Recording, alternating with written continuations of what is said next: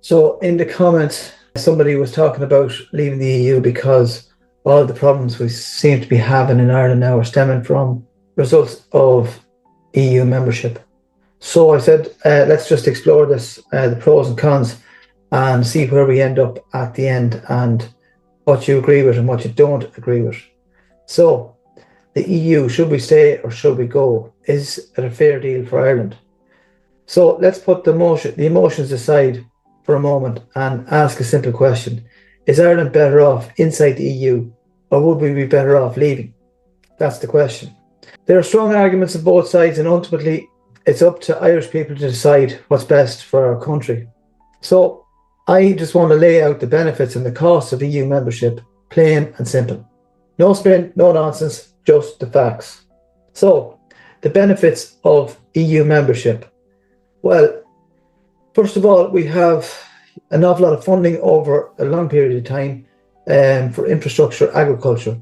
The EU has invested billions in Ireland, building roads, upgrading transport and supporting farmers.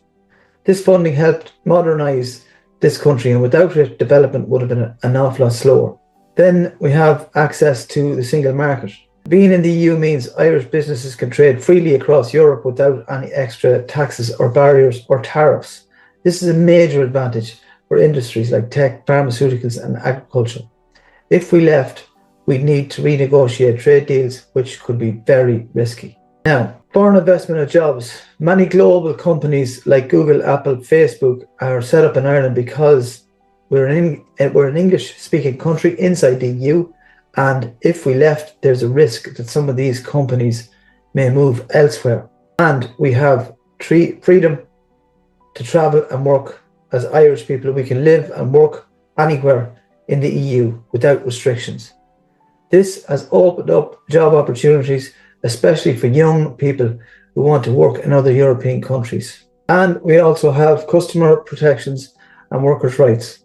EU laws have strengthened workers' rights, safety regulations and customer protections. Being part of a bigger union means higher standards in many areas. So it's clear Ireland has gained a lot from being in the EU. But now let's look at the other side of the argument, the costs of EU membership.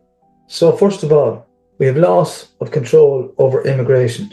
In the past, Ireland had stricter immigration controls, similar to Australia. Now, under EU rules, we can't stop people coming in from EU countries moving here, and we also have to take in asylum seekers under European policy. This is putting huge pressure on housing, schools and hospitals. Irish people are struggling to afford homes while resources are stretched to the limit. Many feel our systems are prioritising newcomers over our own citizens. If Ireland had full control, we could decide on our own immigration policies. Number 2, the fishing industry was sacrificed. Ireland has some of the richest fishing waters in Europe, but under the EU quota, most of our fish are caught by Spanish, French and Dutch boats.